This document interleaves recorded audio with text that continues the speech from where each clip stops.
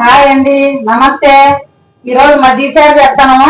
మజ్జిగచారులకు కావాల్సిన పదార్థాలు: ఒక స్పూను పప్పులు, ఒక స్పూన్ జీలకర్ర, అర్ధ స్పూన్ మిరియాలు, ఒక తెల్లగడ్డ, ఆ మాత్రం మిరపకాయలు, కొంచెం పచ్చి కొబ్బరి, ఒక్క స్పూను బియ్యం నానబెట్టుకోవాలండి. ఒక రోజుసేపు, ఒక 15 నిమిషాలు.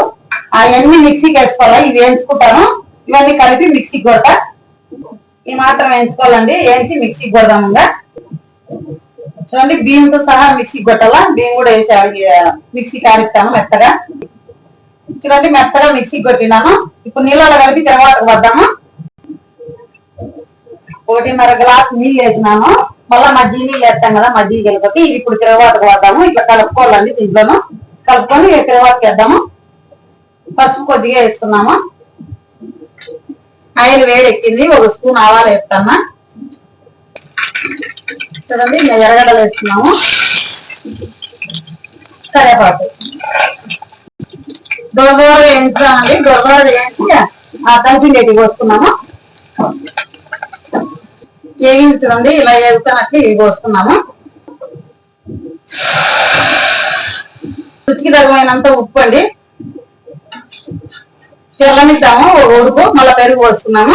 పెరుగు తీసుకుంటానండి నేను రసానికి తగ్గట్టు. ఇది ఎంత దీంతో చిలుపుకున్నాము. అంతా ఇలా చిలుపుకోవాలా. చిలుపుకొని నీళ్లు పోసుకున్నాము. ఇట్లా జలకొట్టుకొని మజ్జిగలోకి నీళ్ళు వేసుకున్నాము గ్లాసుడు.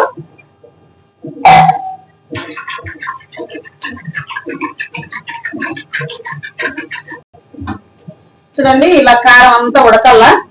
చారుకు, మజ్జిగ చారుకు ఇదంతా బాగా ఉడుకు పట్టించి 1 నిమిషం ఉడికినిచ్చి పెరుగు వచ్చి పెరుగు తెరిచి మళ్ళా అవుతుంది. అలా ఉడుకుతుంది కదా. మజ్జిగ వేసుకున్నాము. మజ్జిగ వేసుకొని ఉప్పు కారము సరిపోయిందో లేదో చూసుకొని వేసుకోవచ్చు. మళ్ళాను చక్కగా ఉంటే కొంచెం మిరప్పొడి కానీ సాల్ట్ కానీ ఏదైనా వేసుకోవచ్చు. ఇది కూడా ఉడకల్లా. మనకు ఉన్న మజ్జిగ చిక్కగా ఉండాలంటే ఇంత మాత్రం పెట్టుకోవచ్చు. ఇంకా అంత పలసగా ఉండాలంటే ఇంకా కొన్ని నీళ్ళు వేసుకోవచ్చు. ఉప్పు కారం చూసుకొని కొత్తిమీర కొంచెం వేసుకున్నాము. 1 నిమిషం ఉంటే మజ్జిగ చారు అయిపోతుంది. అయ్యింది. గ్యాస్ ఆఫ్ చేసుకున్నాము. మజ్జిగ చారు అయింది.